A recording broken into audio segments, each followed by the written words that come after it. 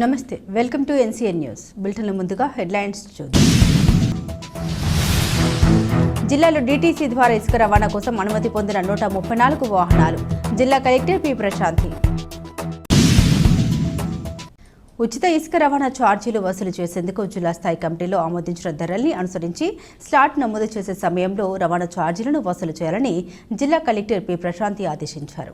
ఈ సందర్భంగా collector P Prashanti మాట్లాడుతూ ఉచిత ఇసుక రవాణా చేసే విధానంలో అధిక ఛార్జీల వసూలను నియంత్రించే క్రమంలో జిల్లాలో ఇసుక రవాణా చేసే వాహనాలను గుర్తించి ధృవీకరణ చేసే అధికారం జిల్లా రవాణా అధికారులదే అన్నారు. వారి ద్వారా రిజిస్ట్రేషన్ చేసుకున్న వాహనాలను అనుమతించడం జరుగుతుందని, ఇప్పటి వరకు 134 లారీలు జిల్లాలో వాటి వివరాలు నమోదు చేసుకున్నట్లు తెలిపారు. విధంగా రిజిస్ట్రేషన్ చేసుకున్న వాటి జాబితాను ఆయా ఇసుక రీచ్ వద్ద, బుకింగ్ పాయింట్ వద్ద అందుబాటులో ఉంచనున్నట్లు, అదేవిధంగా ఆయా వాహనాల నుండి వసూలు చేయాల్సిన రవాణా ఛార్జీలు కూడా నిర్ధారించిన ధరల పట్టిక ఇవ్వడం జరిగిందన్నారు.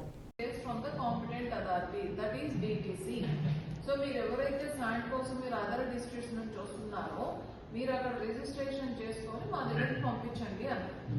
ఇప్పుడు అదర్వైజ్ ఆ డీటీసీ మిమ్మల్ని రిజిస్టర్ చేయమన్నా కూడా you are also allowed to register, but they should follow the guide line.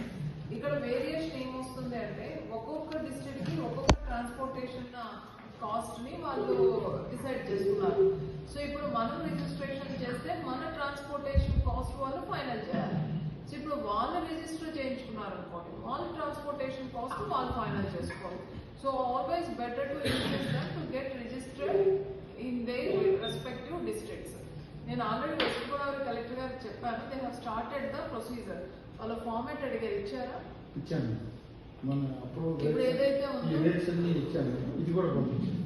So అది పంపించండి, దాని ప్రకారం తీసుకోండి. సో మన డీటీసీగా రిజిస్ట్రేషన్ చేసిన వెహికల్స్ అన్నిటికీ కూడా ఒక ఆయన దగ్గర ఒరిజినల్ కాపీ ఉంటుంది, అది ఒక జిరాక్స్ మన దగ్గర పెట్టుకొని